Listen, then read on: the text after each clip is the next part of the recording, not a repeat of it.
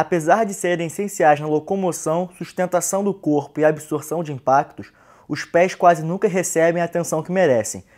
Segundo a Sociedade Brasileira de Ortopedia Pediátrica, o pé chato ou pé plano é um dos principais motivos que levam crianças a consultórios ortopédicos.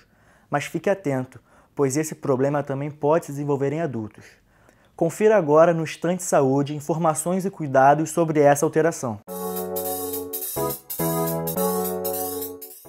O pé chato ou pé plano, como é chamado na linguagem médica, ele tem uma infinidade de causas diferentes, desde causas que, em última análise, são um problema para a saúde do paciente, ou até mesmo os tipos de pé plano que são considerados fisiológicos, ou seja, eles são apenas uma variação da normalidade, mas que isso em nenhum momento vai causar alterações funcionais para o paciente. Se é um pé plano fisiológico que nunca causou sintoma e que não tem a possibilidade de causar sintoma no futuro, não tem nenhum grande problema.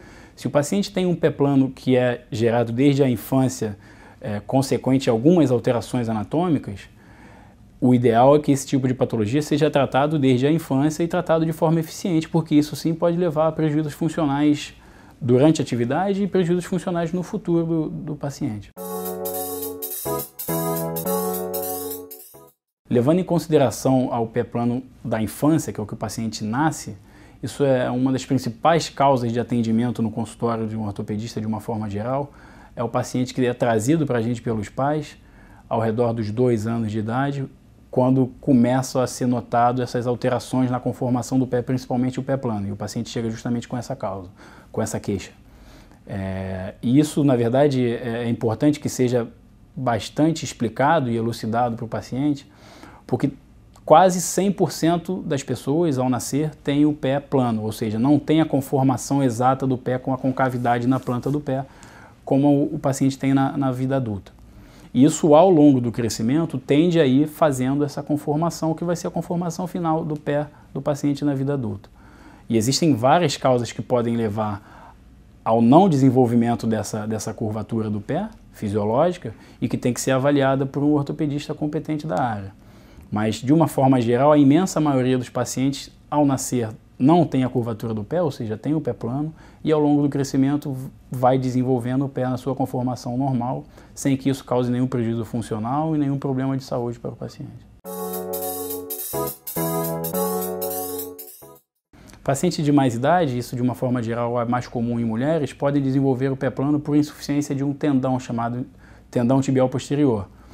E ele leva ao desenvolvimento de pé plano de forma progressiva por conta da degeneração desse tendão. E isso, a longo prazo, se não tratado, pode levar ao desenvolvimento de artrose em várias regiões do pé e do tornozelo. E tem que ser tratado. E esse tipo de paciente não pode realizar uma atividade de corrida, por exemplo, antes de tratar esse tipo de patologia. Homens também podem ter esse problema de insuficiência do tendão tibial posterior, mas é em larga escala mais frequente em mulheres. Existem vários estágios desse problema relacionado ao pé plano, que é a insuficiência do tibial posterior. Quando o paciente chega para a gente em estágios iniciais, em que ainda não há uma deformidade rígida do pé, a gente ainda consegue realizar alguns tipos de tratamento conservador, como o tratamento medicamentoso, fisioterápico e a utilização de alguns calçados. Mas, de uma forma geral, esse paciente não chega nesse estágio. Ele tende a tolerar um pouco essa dor e ele já chega quando o paciente já tem uma alteração estrutural no pé, que acaba inviabilizando o tratamento conservador, e o tratamento final é o tratamento cirúrgico. Existem várias técnicas cirúrgicas diferentes e elas dependem também de cada estágio que o paciente se apresenta. Você pôde perceber que o pé chato é um problema mais comum do que parece e que na maioria dos casos tem tratamento. Chegamos ao final do programa e eu aproveito para te fazer um convite. Conheça os outros temas relacionados à saúde e bem-estar no site da TV UVA.